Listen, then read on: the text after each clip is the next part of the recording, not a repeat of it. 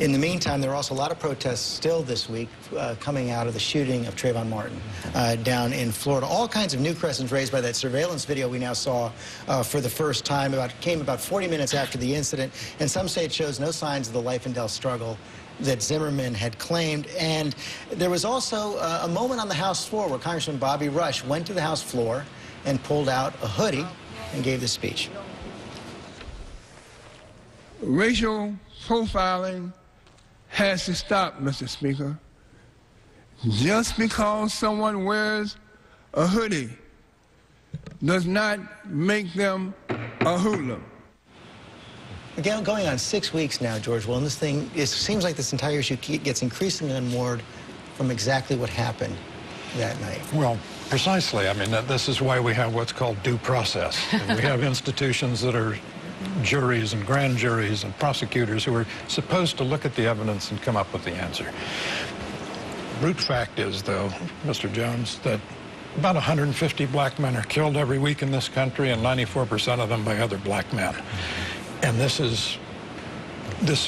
episode has been forced into a particular narrative to make it a white on black, when the New York Times, rather infamously now, decided that Mr. Zimmerman was a white Hispanic, a locution that was rare until then, and I think they abandoned by Friday. Well, let me just say, I think this hits pretty close to home. I'm, as an African-American parent, I have 2 boys.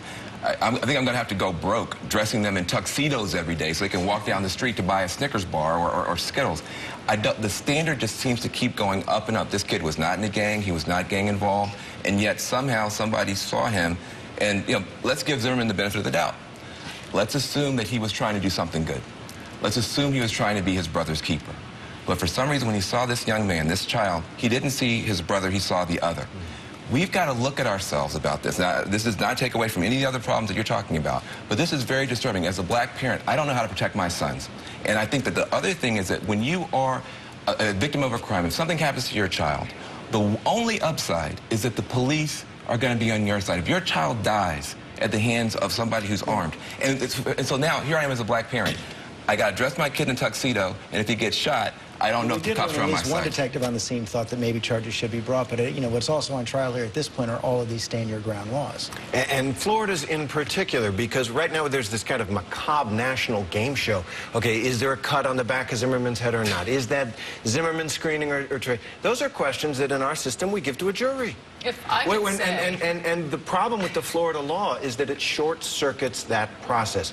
Florida, unlike any other state that has a stand your ground law, makes it very difficult to trust our system, trust the jury, let them find the facts and do justice. That is completely wrong. This has nothing to do with the stand your ground law. Florida's law, it does. We have 2 completely different narratives of what happened, including one in which the hoodie was not relevant and certainly not the race, but we know basically what the 2 narratives are. In neither one is the stand your ground law relevant, because in one case you have Zimmerman, the white Hispanic, tracking down the suspicious-looking kids just because he's black, blowing him away. Well, the question is, did he ever have to retreat? No, he's the one doing the stalking. In the second narrative, he's on the ground being beaten up by Trayvon Martin. There's no possibility of retreating when you're on the ground. That is, all 50 states of the union have a law that if you need it for self-defense, this does not implicate the stand your ground law. The stand your ground law only says you have to retreat. But did he retreat is going to be the one. But you can't retreat if you're on the ground. It's not relevant. The police don't have to believe one narrative or the other.